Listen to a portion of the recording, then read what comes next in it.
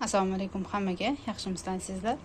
Bugun men sizlarga tez va oson tayyorlanadigan mat qozonim yo'q deb bahona topmaydigan stilda sizlarga mat qozonni skоворodkada pishirib berish jarayonini ko'rsataman. Bismillah deb. Bir zola endi xamirni o'zingizlar anaqalarga qaraysizlar, o'zingizlar odamingizlarga qarab.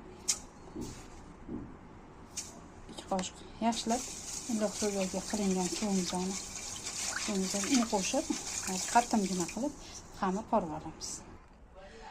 Mana unsovali xamirimiz o'ta qattiq emas va yumshoq emas qilib xamir qorib olamiz. Mana men xamirlarimni 3 ta zuvolaga bo'lib oldim. Yoyish oson va skоворodkaga katta kichigiga qarab turib zuvolalar bo'lib olasizlar.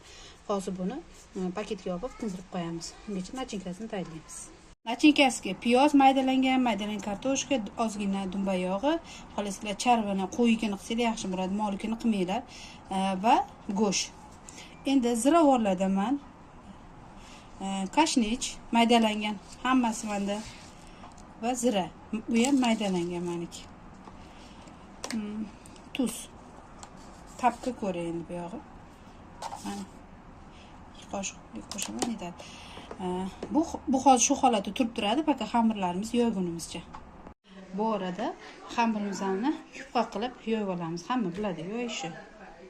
Mana xamirimni shunaqa yupqagina qilib yoyib oldim. Endi bunga menda damashniy uy sariyog'i bor edi. O'shani eritib yaxshilab yoyib olamiz.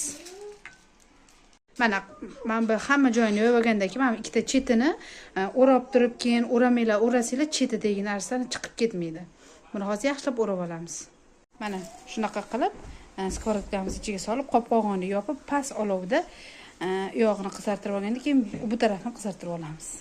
Mana shunaqa bo'lib qizaradi bir tarafini hozir ag'darib qo'ydim va qozonni yana qopqog'ini yopib, shunaqa dimlab, past olovda pishirib olamiz. Men bir bo'lagini mana shunaqa qilib pishirib oldim. Xolasizlar shunaqa pishirsanglar ham bo'ladi. Mana azizlar, men qilgan nima? Ko'ryapsizlar, qanaqa kroshney bo'ladi, shirin bo'ladi. Ichlari ham bemalol pishadi, xavotir olmanglar. Mana sochni bo'ladi hammasidan ham. Bemalol skоворodkam yo'q, listim yo'q demaysizlar. Mant qozonim yo'q deb aytmaysizlar.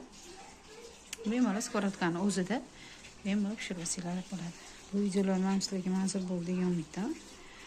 Menga obuna bo'lishni va like bosishni unutmanglar.